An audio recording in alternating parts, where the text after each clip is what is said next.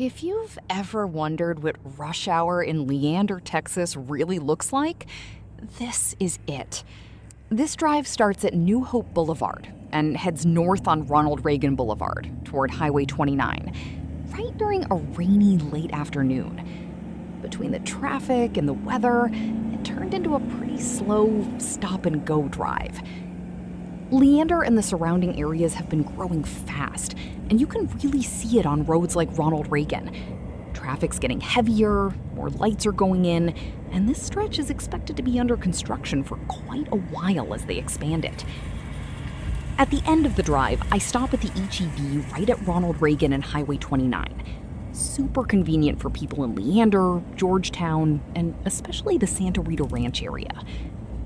If you're familiar with this route, I'd be curious how this compares to your usual drive. Let's get into it.